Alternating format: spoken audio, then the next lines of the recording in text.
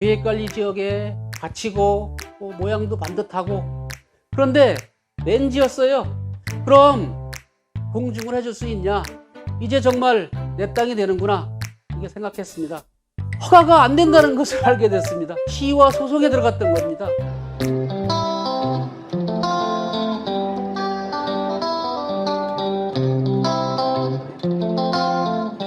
안녕하세요. 쟁이의 기촌생활 충주에 사는 쟁이입니다. 지난 편에서 예고해드린 대로 오늘은 토지 구매 과정에 관해 말씀드리겠습니다.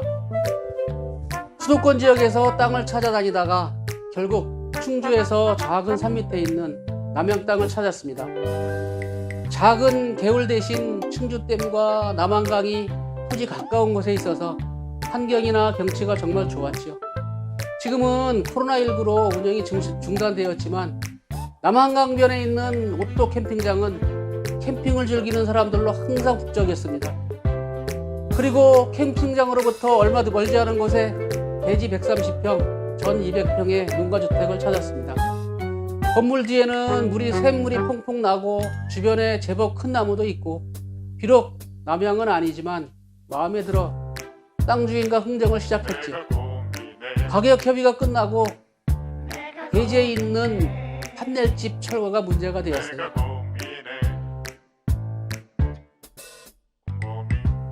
건물이 흙집도 아니고 수라집도 아닌 그야말로 작은 판넬집인데 너무 낡아서 사용할 수 없는 그런 건물이라 정 안 되면 내가 철거 비용을 주겠다 흥정을 했는데 안 되더라고요.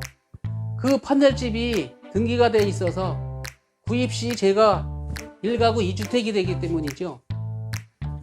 그렇게 철거를 두고 협상하던 중 얼마 후에 연락을 했는데 그새 다른 사람과 계약을 했더라고요. 저한테 최종 통보도 없이 말이에요. 건물들이 빽빽한 도시에서 하루를 한번 올려다볼 시간 없이 바쁘게 살다가 앞이 탁 트여 가슴이 뻥 뚫리고 눈이 시원했거든요. 아쉬웠지요. 그래도 눈에 불을 켜고 찾으니 있더라고요. 부동산에서 땅을 찾았다고 연락이 와서 현장을 갔는데 먼저 놓쳐버렸던 바로 그 땅 옆이었더라고요. 500평 정도 되는데 계획관리 지역에 갇히고 모양도 반듯하고 옆에 토지들보다 조금 높아서 전망도 아주 좋았어요. 그런데 렌지였어요. 땅 주인이 토지 대장에 연필로 길을 그려 보이면서 계약을 하면 이렇게 길을 낼 거다. 그러니 걱정 말라더군요. 아니 그걸 어떻게 믿냐고요. 여러분들은 믿을 수 있겠어요? 길을 낸 후에 계약을 하겠다. 아니다.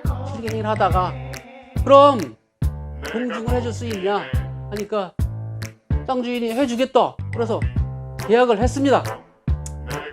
계약서를 작성하면서 약속 날짜까지 도로 포장을 하고 도로에 대한 지분도 받기로 하고 변호사 사무실에서 공증도 받았고 이제 정말 내 땅이 되는구나 이렇게 생각했습니다.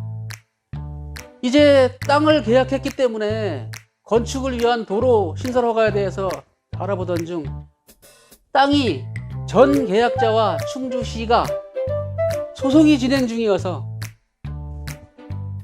허가가 안 된다는 것을 알게 됐습니다.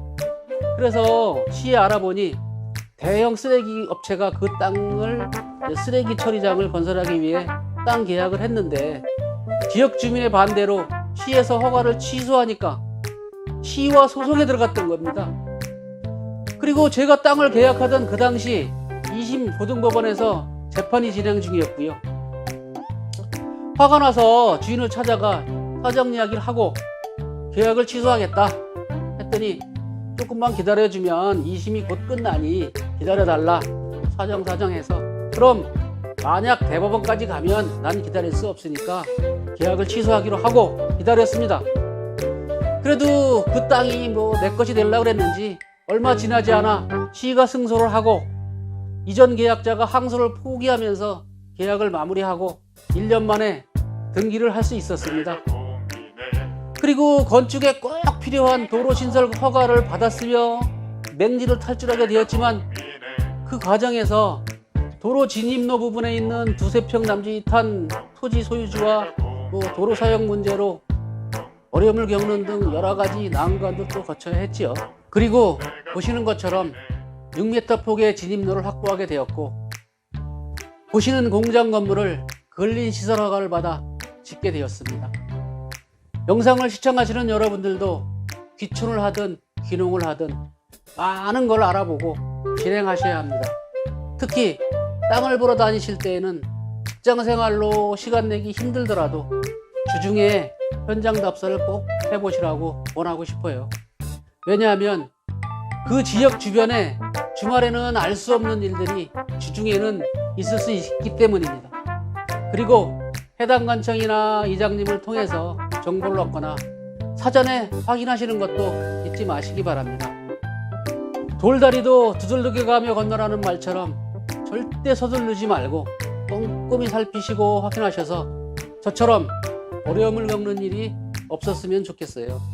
구독, 좋아요, 알람은 초보 유튜버 쟁이에게 큰 힘이 됩니다. 감사합니다.